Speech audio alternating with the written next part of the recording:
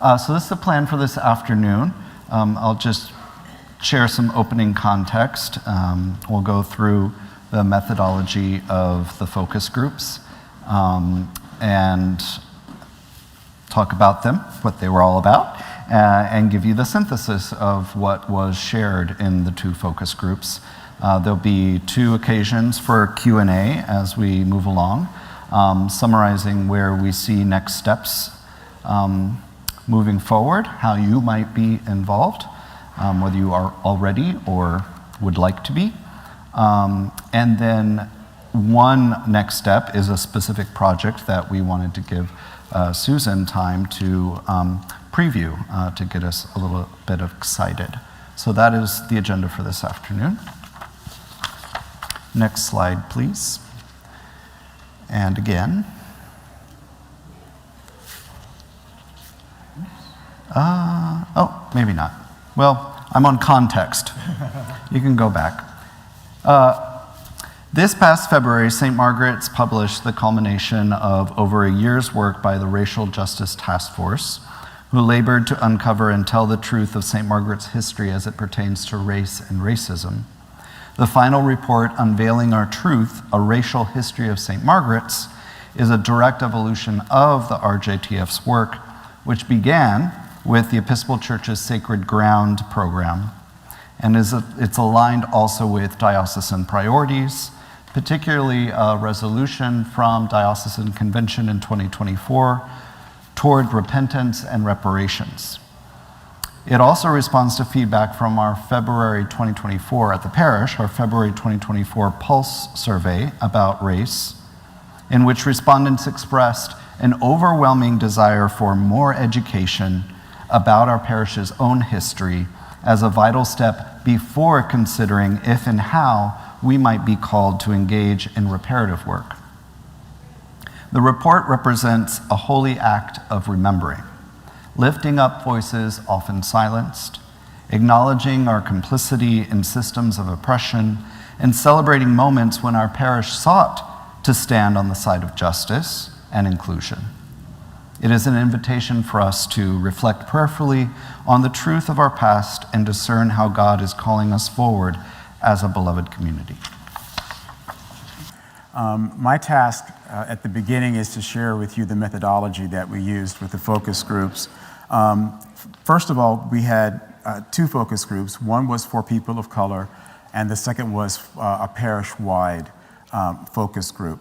The idea behind that being that we wanted to provide people of color a chance to be able to feel comfortable in sharing their honest views, and not necessarily for some feel intimidated if they were with other members of the parish. So the People of Color focus group was on Sunday, March the 23rd, and the parish-wide focus group was on April the 6th. We had 15 participants with the People of Color session and 18 participants with the parish-wide session. Some of you attended or participated in both of those sessions, and please feel free to chime in during our afternoon. Anamita Betancourt and I facilitated the People of Color focus group, and Jessica Church and I facilitated the parish-wide focus group. What we used was selective analysis as a process for focusing on the most important ideas that come from the data. Rather than looking at each datum in particular, what I did was to look at both analyses together and to pull out the most meaningful parts. And then I figured that in doing that, we could connect the 2 different focus group analysis into one presentation, which we're offering to you this afternoon. By the way, we're going to make the analysis of both focus groups available to you on the website in the parish-only part of the website, so that you can read it for yourselves. Next slide, please. Oh, let's go back. Go back, please, to the questions. You know what? This font is a little small, so with your indulgence, I will go ahead and read the focus group questions. And we made sure that we were able to capture not only reactions of the report itself, but we also wanted to find out the feelings of both groups to the matter of race as we are presently experiencing it, and perhaps even visioning of what we would hope racial justice will mean for St. Margaret's in the future. So the first focus group question was, what has been your experience of race at St. Margaret's? Second question was, how were your experience of race reflected in the report or not? And what may have surprised you in reading the racial history report? And then thinking about the present, how do we at St. Margaret's today embody principles of racial justice? Where might we fall short and stumble in the area of justice, or stumble into justice? Considering the racial justice report, what can we do in the future to continue the focus on racial justice and racial relations, and to fight against racial injustice? In other words, what would you like to see St. Margaret's do in terms of applying the racial justice report, say, 50 years from now? We got a lot of great feedback on that, which you'll hear about. And then we passed out the diocesan definition of reparations. And I'll go ahead and share with you that the Diocese of Washington defines reparations as the spiritual and the material process to remember, restore, reconcile, and make amends for historical and continuing wrongs against humanity that can never be singularly reducible to monetary terms, but must include a substantial investment and surrender of resources. So having shared that definition, we asked the question to both of the focus groups to share their thoughts on the idea of reparations, both spiritual and material reparations, and we will share a bit of that with you as well. To the slide that has the 3 colors on it. Yes. So following the focus groups, as Jean explained, some synthesis of the feedback was necessary, and the working group that was planning today coalesced around observing that the focus group participants observed feedback in broadly 3 categories. So a way to frame all the feedback across the 2 different sessions. The way that they're going to be presented to you the rest of this afternoon is things we celebrate, that's the green, things we wrestle with, that's the yellow, and things we recommend as possible next steps with regards to building beloved community. So it's kind of like a traffic light, but instead of red, it's blue, because we recommend, we don't want to stop. So that was my piece. Yeah. And so the synthesis, next slide, please. The synthesis on this slide is just the combination of both the people of color analysis and the parish-wide analysis. So with both, we made sure that we used the 3 pillars of we celebrate, we wrestle with, and we recommend. Just a couple to point out of the synthesis of both focus groups is the courageous self-examination of our racial history that came through loud and clear. In addition to that, there was this notion or this idea that we were very imaginative in our morality of thinking about the proposals for reparations, that they weren't simply going to be performative, which is what we hear a lot these days when it comes to reparations. But we were going to take the diocesan definition to heart and how we as a parish would engage in reparations. You'll hear more about that in the future. In terms of what we wrestle with, a few to point out, first would be the underrepresentation of Hispanic and Asian parishioners, or the Hispanic and Asian community in the parish overall. There seemed to be a connection between our parish and outside the community beyond Charlie's Place. that there's more opportunity for us to engage and partner with other NGOs that are about racial justice. And we should think about how to do that. And then finally, there seems to be a inconsistency with parish-wide education around racial justice. And there's an opportunity to improve in that area. And in terms of recommendations, you're going to be hearing more about them, but one would be to host a lamentation service, which is already in the works. Richard has seeded a working group to work on a lamentation service to coincide with Black History Month in February. And in addition to that, we're going to expand the idea of racial justice and historical education access for all. Is the next one me? Yes, it is. So, based on that, we have developed 5 themes. We can go to the next slide. There we are. And these 5 themes are taking the we celebrate, the we wrestle with, and we recommend to put them in categories. And these 5 categories will then serve as an action group. We hope that the Racial Justice Task Force will be involved in and invite other members of our parish to do the work, because this is supposed to be an action step, not just simply a history and focus groups and we leave them on the shelf. So the first theme was around inclusion and representation. And we are doing very well, and we congratulate ourselves around the idea that we are very welcoming. You heard Stefan and Mark say that today during the stewardship moment that we had during service, that it is a very welcoming and beloved parish, and we extend that hospitality to newcomers. What we wrestle with include the fact that the worship inconsistently includes cultural identity. We do have some references. One of our focus group members said in the People of Color group that they can expect to have Negro spirituals during February, but what about including Negro spirituals throughout the year? Now, we do that, and as a member of a choir, I can say that with Dr. Tim here, but the idea is that we can do that more consistently.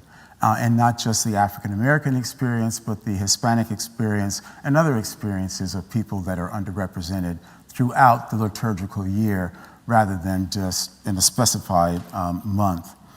So there is a recommendation that we do include cultural expression, again, throughout the entire liturgical year, and that we find pathways for leadership of people who are people of color, whether it be on the vestry or whether it be part of committees or task forces, so that the whole parish recognizes that this is a parish for all, including in terms of its leadership.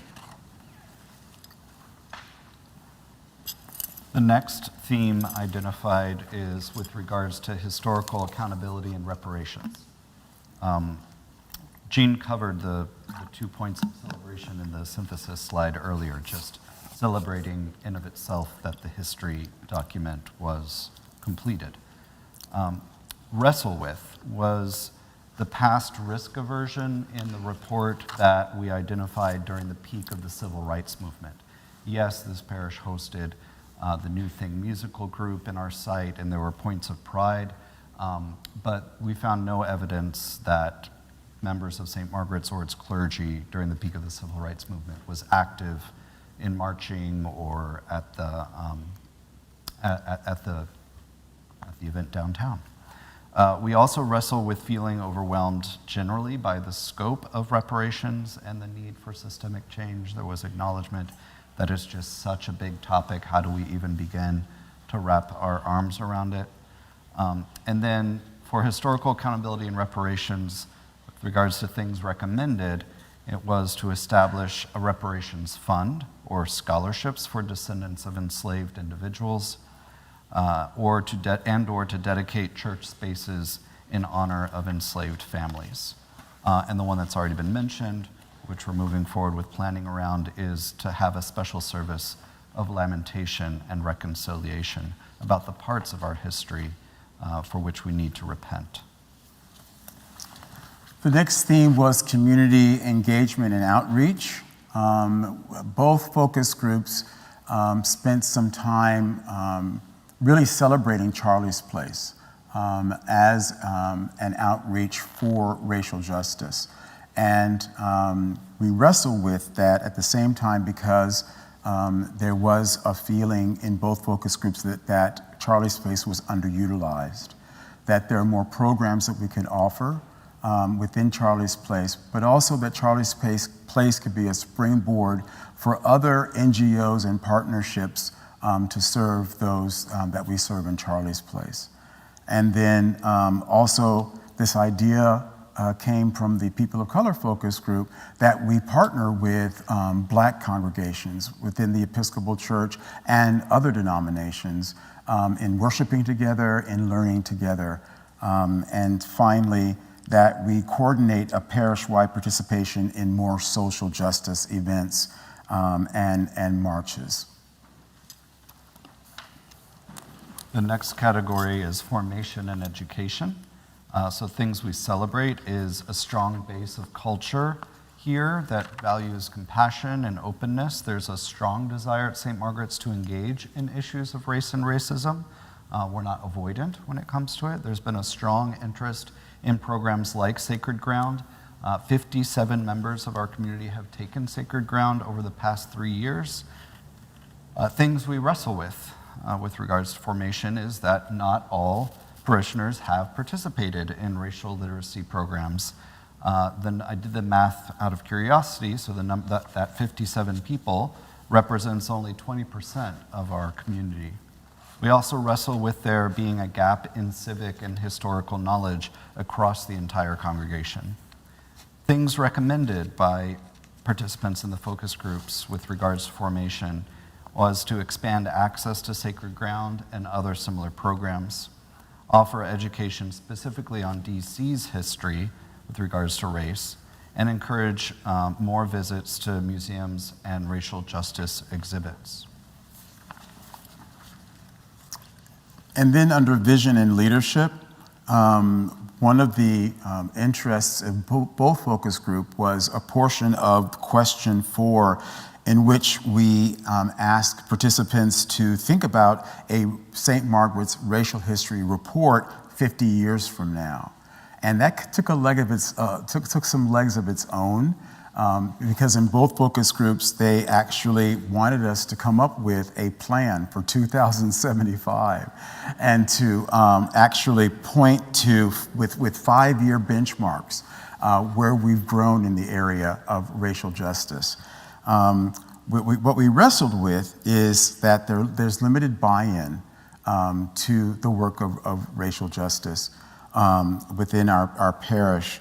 And there's also concern of some of the symbiotic nature and actions that are performative in nature rather than structural change, which is what we're trying to actually implement through the focus group work after we finish the history. So there is a recommendation that came from both focus group, but particularly from the People of Color focus group, that they have an opportunity to meet more regularly, like the focus group itself, so that they can share their lived experiences at St. Margaret's. Test.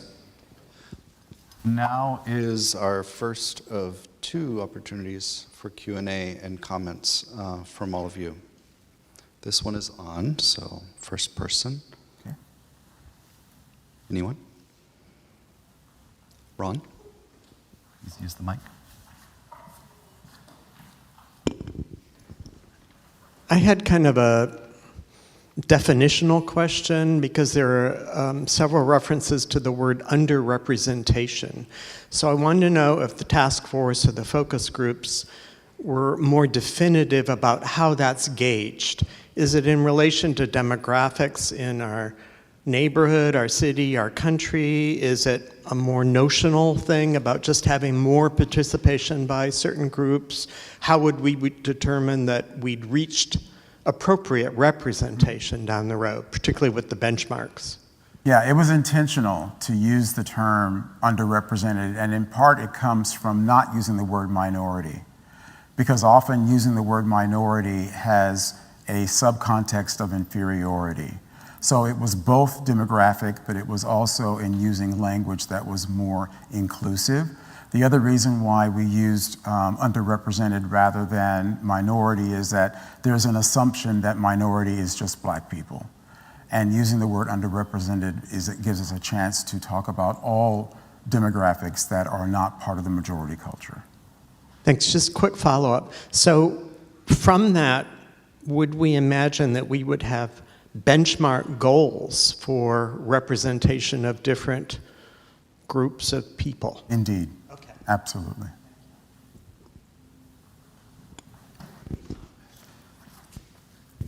Hi, following up, I've also got a definitional question. In one of the earlier slides, it was mentioned about inconsistent education across the parish.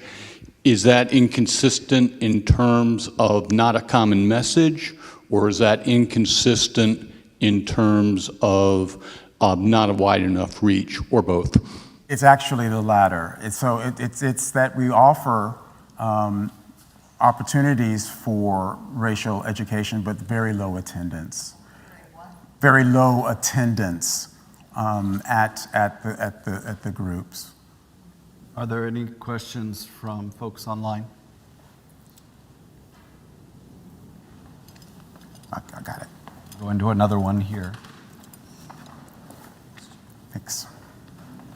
I wanted to ask if there was, because what I'm hearing is a celebration of sort of an interest and openness and engagement among the church with also very low rates of participation. And I know from experience that Sacred Ground is a big ask in terms of time commitment. So I'm curious if the focus groups explored what might be the barrier to that engagement, if more educational opportunities that are more accessible to folks might help address that gap. Mm-hmm. So we didn't actually focus on Sacred Ground in the focus groups because we didn't know how many people who actually did Sacred Ground would be participating in the focus groups. But it is definitely, and I'm glad this is being recorded, but it is definitely something we should follow up on within the Racial Justice Task Force, particularly as we hope these thematic sections, these 5 sections, become action groups, and that Sacred Ground, which will be continuing, and unfortunately Jackie Mackey is not feeling well today, and she's not joining us, and Carol isn't here, but there will be another Sacred Ground after the first of the year. But we do need to make sure that we follow up in that area. Anybody else? I guess my question is, is there a Sacred Ground light or a... Oh, because it is intense. Yeah. Thank you for that. Yeah, please do. Is my mic on? Yeah. That's been a point of feedback for as long as we've been doing Sacred Ground. And it's feedback that's been taken to the diocese. And there's been a lot of dissatisfaction among us parish leaders that something hasn't been produced, which leads us to conclude that if we want something done, we will have to do it ourselves. The other piece around which there's been deep dissatisfaction across the entire Episcopal Church is that there has long been talked about an equivalent program for people of color called internalized racial oppression. It's a specific program that has been piloted in very select few places, but the program itself has not been rolled out fully. And we tried to get access to it, and Anne-Marie Jeffrey on the bishop's staff kind of gave me the real story, which is that it's stuck. So that's something that we can advocate for to the presiding bishop's office, and or we have to create our own thing in the diocese or at St. Margaret's. We talked about the word bold. I'll be bold enough to say that it was definitely something that Bishop Curry was wanting for the Episcopal Church worldwide. But with the change of leadership, there was a change of emphasis, particularly on that second opportunity. There will be a second occasion in which we pause. Are there more questions for now? Or we keep going? Okay. Okay. So I think it's me. Okay. So we did the history, we did the focus groups, but these are not one-offs. This idea is that the history and the focus groups would be a springboard for other activities that the Racial Justice Task Force will facilitate. So if we go to the next slide, we will see that some of these we have already done. The Native American land acknowledgement was worked on, spearheaded by Kathy Conley, and it was approved by the vestry last week. And so you'll be hearing the new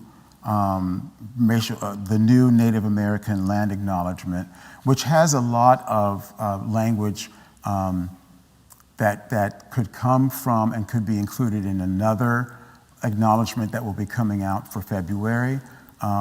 With regard to not reparations directly, but some of the language, particularly around being action-oriented in our reparations rather than simply being performative.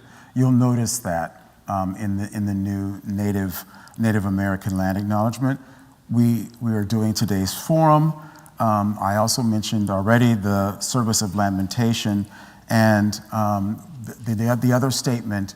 I can say it now because we're on that part of the program, but we will be developing, similar to the Native American land acknowledgement, we will be doing a statement development for St. Margaret's in connection to slavery and the part that slavery had in the founding of and in the building of St. Margaret's. And the next piece is coming up in a minute. We're going to give Susan a chance to talk about a very exciting project that will be coming up, but we have one more thing to do. We've already mentioned Sacred Ground. Okay? Yeah, so what's the difference between what Gene just shared and what I have to share? It's kind of that what he just shared is supposed to be what our current priorities are. And this is next steps, but number one has been accomplished. That's what we're doing right now.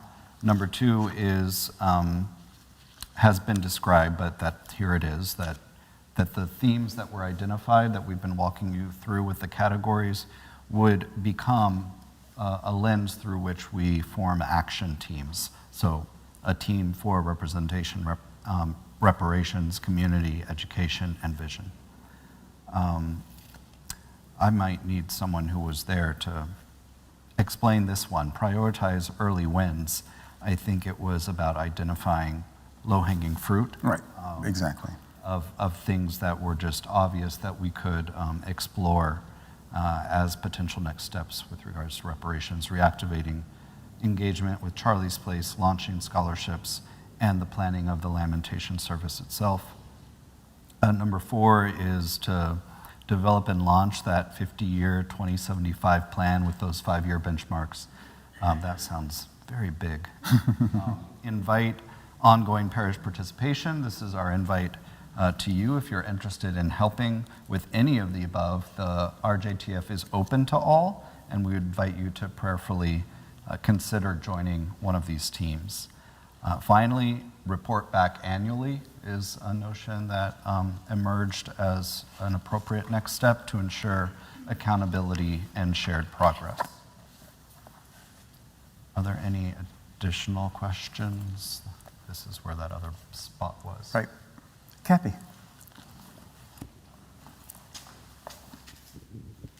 Well, first let me admit I was in the small group that Gene kindly contacted to develop today's presentation, but I still don't understand under the prioritize early wins. Mm-hmm. The reactivation of Charlie's Place and the launch of scholarships. I mean, I see Tad here and Tracy's here, and I would say they think Charlie's Place is pretty active. Perhaps what we mean by that is reinvigorating parish involvement in Charlie's Place. And then with respect to launching scholarships, one of the frustrations of the racial history is not being able to find descendants of the people owned by the Little family. Right. And so scholarships to whom, Right. I guess is my question. Right. Yeah. For the second part of that, if in fact descendants of the original founders and those who were enslaved at that time are not found, could we in fact be partnered with those black parishes within the Episcopal Church to either find deserving young people for scholarships through that partnership? If we've done an exhaustive search, and we know, and I think we do know, that we cannot find any descendants of the enslaved, that's what I would think off the top of my head would be very helpful. And I would say I agree with the way you reframed the Charlie's Place point. Right, yeah. I was going to mention something with Charlie's Place as well.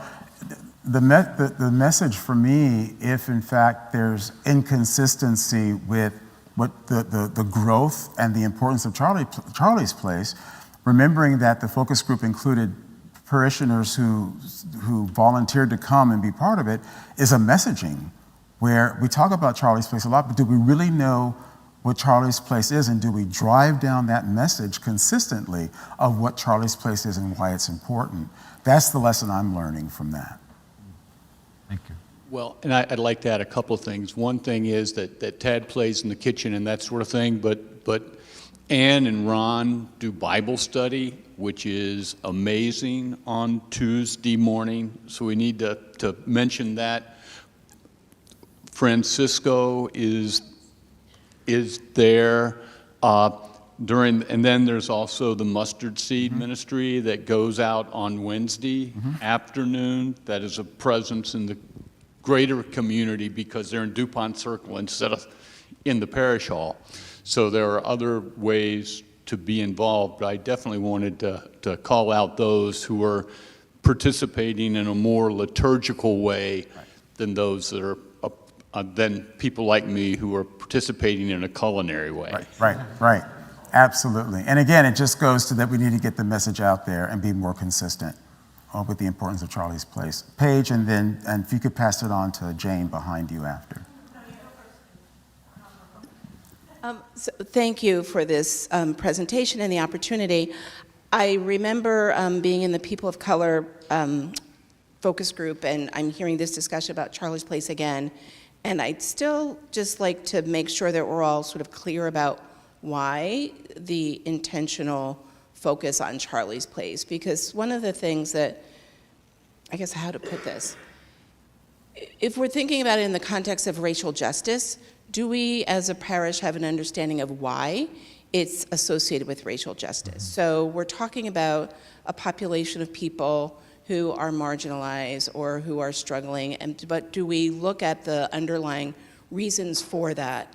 And so for me, and I'm an active and enjoy the Mustard Seed Ministry because of the opportunity for the community with our neighbors, but it's not just a matter of providing a warm meal. If in this context, it should be also an understanding of the people that we're serving and their not only humanity, but their struggles that they're facing and why they're facing those struggles. For me, that's the racial element of disparity in income or gentrification in this city. So Charlie's Place is the vehicle, perhaps, but the learning and the understanding that we should strive for goes beyond that. If that makes sense. It does make sense. So I was just going to say, in talking about engagement from the parish, if you can recall back in February and March, it was a very, very overwhelming time.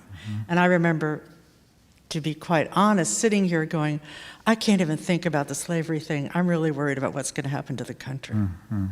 But that time is continuing, and I think now there might be more energy, and maybe we can get more engagement if we look at what's happened to DEI programs, if we look at, and I feel like I don't know what to do. So maybe, I know you're talking about political activism, but that's why I do the mustard seed, because I like to see the people, and we walk around and show kindness amongst the soldiers and things. But so just saying that could be, it could have, now if we re-engage, people might not feel so, although they're all losing their jobs, but maybe people will be more like, okay, I'm ready. My sadness has turned to activism or something. Yeah. Thank you. Any questions online? Yes, is it appropriate for me to speak now? Yes, Maggie. Is that Maggie? Please go ahead. Hi, so I missed a little bit of the beginning. I meant to get back in time. But one of the things that's coming up for me as I think about this is the report of the family of the people who were enslaved by the people who built the church. And I recall, this is vague in my memory, that there was someone who escaped or there was a story of someone, and I can't remember all the details, but the thing is that I think that the names of the people matter. I think that it's often abstract to think in terms of, this history, and when you bring it to the particulars of actual people, which we found in that history, the work that was done, it means something. And so as in keeping with everything else, like a both and, I was thinking about, at that time, I think we talked about doing something that would memorialize or recognize the family of people who were held in slavery as part of the construction of the house of worship in the space, or there could be a liturgical time of year where a dedication is given to the family, and we do the St. Margaret's Day, but there's something else that could be done. Just ways to try to really bring the stories and the lives of the people into this. Or maybe the scholarships themselves could have the names of the people related to who was held in slavery at that time. I just wanted to lift that up because I didn't hear that, I think, in the report, but I may have missed it. No, you're right to point that out. And we did talk about, and in fact, an idea has been brought to us and already funded of having a plaque or some kind of commemorative marker of the families that were enslaved. But the rest of that would be part of our service of lamentation in February to honor. Lamentation, but I hope that we also celebrate the lives. Exactly. And maybe the particular stories that we found and the strength of the people whose lives were affected. Duly noted. Thank you. If there are no other questions, I would like to invite our dear friend and Racial Justice Task Force member Susan Lowen to talk about another new project that we hope that you will participate in.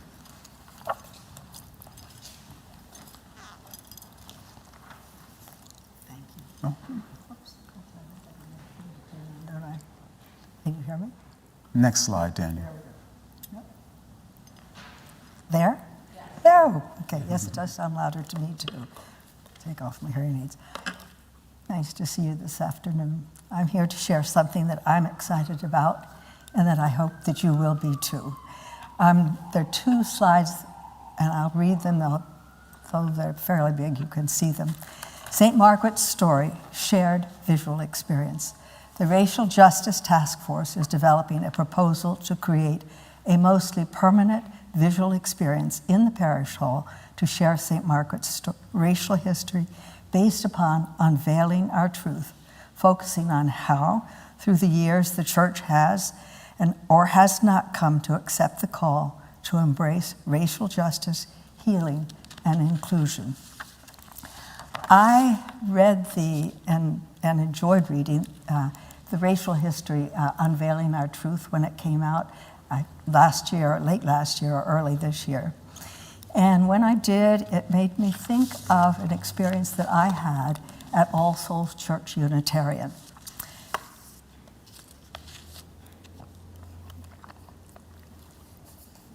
I attended All Souls for 20 years with my husband. And while I was there, they had, not all the time, but they put up a wonderful display of their history. A history told in pictures, text, maps, and it gave to me a much more knowledge of the church, but it made me feel I experienced belonging more. I don't know if it's because I knew more about the church and it was a big yes to me, but it suddenly meant an awful lot. This proposal is for us to tell St. Margaret's story in a display in our parish hall for our experience as members of St. Margaret's, but also for visitors that come to St. Margaret's for events like the cabaret, the rummage sale, which we just had, and other gatherings. And I have a little example of what happened when people come here and get a chance to know us, just a brief one. 2 days before we started to set up this room and the rooms upstairs and everywhere for the rummage sale, I talked to a friend and in the conversation mentioned that we were going to have a rummage sale. And she said, "Oh, what church?" And I said, "St. Margaret's." She said, "Oh, I like St. Margaret's." And she's not a churchgoer, but she helps out in her church because she likes to help. And she said that she had been here in the sanctuary for an event, and she liked the church. It felt good to her. And immediately she said, "Oh, I have things for you for the rummage sale." And she spent a couple of days polishing up a tea set, I don't know where it's Tim, a whole bunch of things, and glassware. And she had a big tapestry, African tapestry, with documentation. She gave those to us, and they made over $250. She also said, "Give me a flyer, and I will send it out to a listserv of 100 people." Whether that brought more people or not, I don't know. But all this is because she had been here and, in her words, decided it's a good church. Might telling our story in our parish hall be good for us, and also a good way for people who come to us for events to know us better. A group of people, and I will name them for you first, Anne Yonamura, Kathleen Connolly, Gillian DeHaan, Carolyn Eves, Sky Landgraf, and Daniel Sherman, and I will meet next week to begin to put together a proposal for this. A proposal that tells our history, its progress, and aspirations in a mostly permanent museum quality display. This is going to be a long-term project. Once we've finished it, we're going to find probably that some people will work from the beginning all the way through. But we have a lot of talent and a lot of experience in our congregation. And I hope, and it would certainly be the best way for this to come really into, to develop and really be what it should be, is to have a number of people, by the time we have finished it, will have participated in making it happen. There's a lot to do, a lot of thinking to do. There's money to raise. How are we going to do it? What ways do we tell the story? Different ways. What is the content, and how far do we go? Do we make it part now, our history, as it is in Unveiling the Truth, but it's a place for us to also grow as we wish to grow. I'm going to end with the final slide, simply because it really is the inspiration for what we're doing. And you can probably see it, but I'll read it to you. St. Margaret's story, shared visual experience. Whoops, pardon me. The inspiration for this project is from the final paragraph of Unveiling Our Truth. As St. Margaret's continues to move forward, this report serves as both a reflection on past shortcomings and a guide for future actions. By acknowledging where we have fallen short and celebrating our progress, we can continue to strive toward becoming the beloved community that reflects God's vision of justice and inclusivity for all. This journey requires ongoing commitment, reflection, and action to ensure that St. Margaret's remains a place where all are truly welcome and valued. Thanks. Thank you. Thank you, Susan.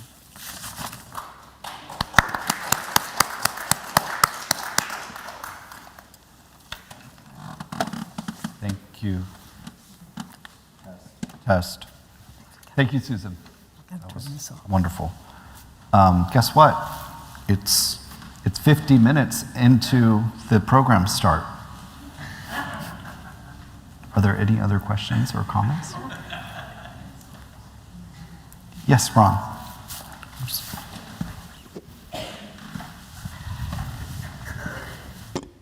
I forget who mentioned this, but someone said preparation of a service for lamentation and reconciliation is underway. So I was curious to know what details could be shared about that at this stage. Yes, the co-chairs, Jean and Carol of the Racial Justice Task Force, asked me to convene a working group, and I have extended an invitation the finalization of the working group is, I would say, 95% there, and so there's not much to share because the group has not yet met. But the working charge is to create a plan and a service that would fall in the month of February 2026.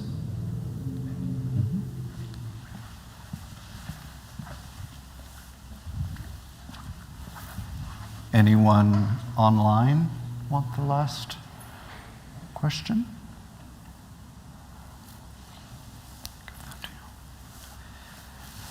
If you want to stretch, you're welcome to stand to pray as you're able, or you may remain seated. Let us pray. O God, our Creator, by the resurrection of your Son, Jesus Christ, on the first day of the week, you conquered sin, put death to flight, and gave us the hope of everlasting life. Redeem all our days by this victory. Forgive our sins. Banish our fears. Make us bold to praise you and to do your will, and steel us to wait for the consummation of your kingdom on the last great day, through the same Jesus Christ, our Savior. Amen. Amen.